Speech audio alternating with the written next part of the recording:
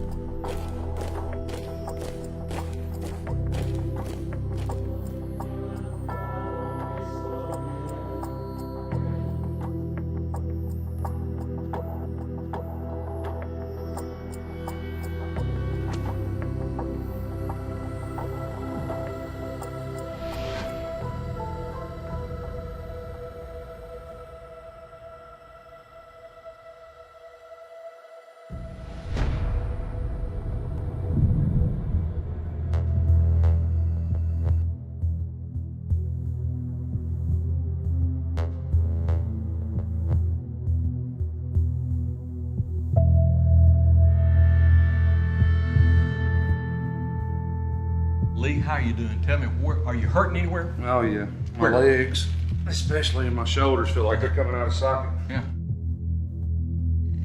As long as you can, hang on there. Can you go anymore? I'm fine now. All right, no, just I want you to go as long as you can.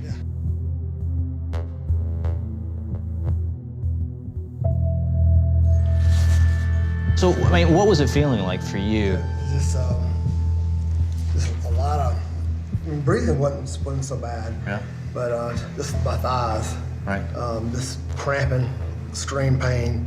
Did you feel like you were short of breath, or was it mostly just No, pain not the and breathing. suffering? It was just mostly the arms. But he's not, nasal, there's no nasal flaring. He's not having trouble getting in oxygen. He's not mouth breathing. He's fine.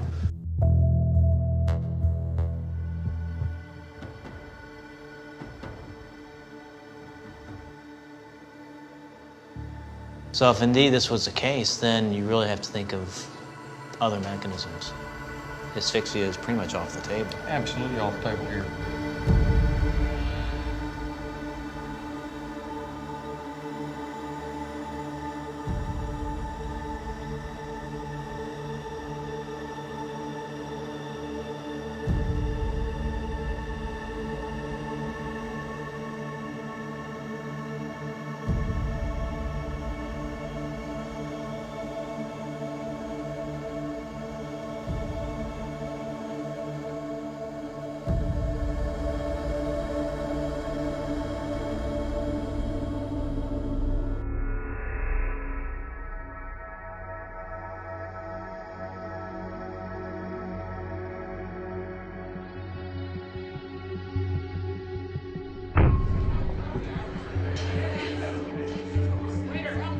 Scourging was an integral part of the punishment of crucifixion, a public display of humiliation, a public display of the Roman imposition of their authority on a lower class criminal.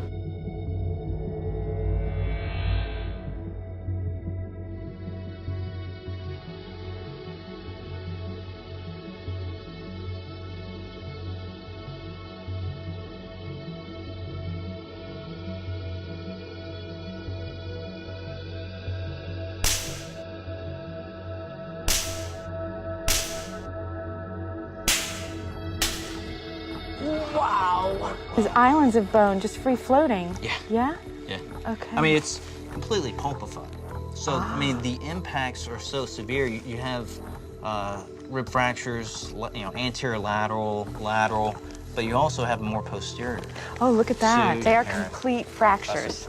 This would certainly hasten blood loss, dehydration, and death.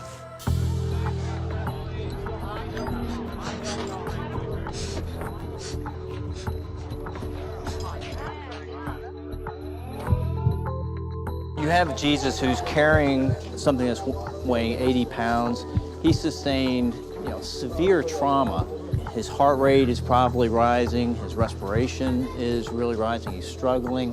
So I can imagine that he's starting to get fatigue in his legs. He may get somewhat disoriented, and it brings up the possibility of him likely or possibly falling.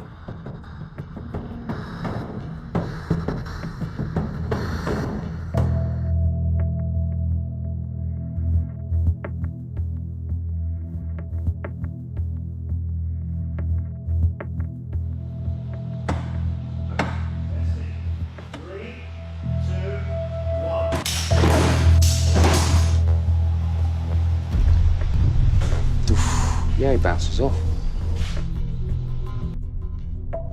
This is the head acceleration measured by the accelerometer, and we're getting just short of 350 G. Now that is significant.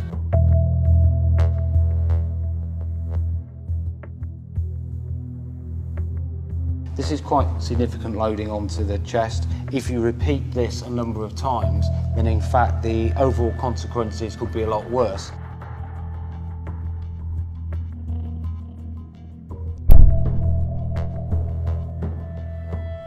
I believe Jesus suffers dehydration from profuse sweating, external bleeding, and lack of fluid intake. He's likely to be bleeding into his chest through fractured ribs. His internal organs may also be ruptured and bleeding. With his lungs likely partially functioning, he has difficulty in breathing and shifting blood and oxygen around his body. Once he loses 20% of his blood, he starts to go into hypovolemia. His organs, his heart, his brain will starve of blood and ultimately oxygen. Hypovolemic shock, resulting in respiratory failure and cardiac arrest, explains how Jesus would have died within 6 hours on the cross.